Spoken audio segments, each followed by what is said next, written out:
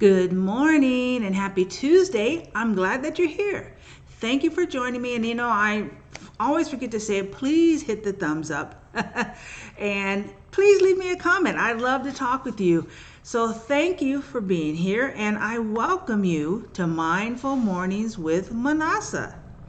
So our inspirational reading today comes from a speech that was given by Pope Francis, who you know is the Pope of the Catholic Church. And I just found this very interesting for someone who's lived, he was like a boxer before, and now he's the Pope, and now he's in a wheelchair, and who's put up with all that mess as part of the Catholic Church.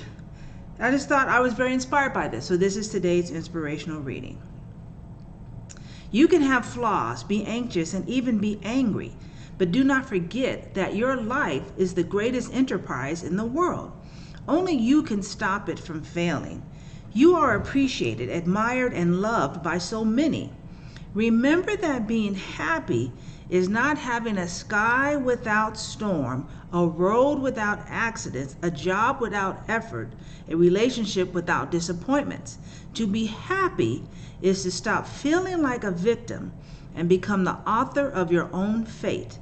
In walking through deserts, but being able to find an oasis deep in the soul. It's walking through deserts, but being able to find an oasis deep in the soul. It's thanking God every morning for the miracle of life. It's kissing your children, cuddling your parents, having poetic moments with your friends, even when they hurt us. Being happy is letting the creature that lives in each of us live free, joyful, and simple. You have the maturity to be able to say, I've made mistakes. It's having the courage to say, I'm sorry. It's having the sense to say, I need you. It's having the ability to say, I love you. May your life become a garden of opportunities for happiness, that in spring he may be a lover of joy, and in the winter, a lover of wisdom. And when you make a mistake, start over, because only then will you be in love with life. You discover that being happy isn't having a perfect life. But use tears to irrigate tolerance. Use your defeats to train your patience. Use your mistakes with the serenity of the sculptor. Use pain to tune into pleasure. Use obstacles to open the windows of intelligence. Never give up. Above all, never give up on the people that love you.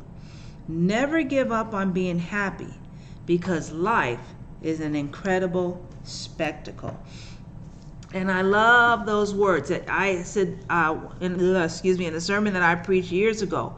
I said that peace isn't the absence of chaos.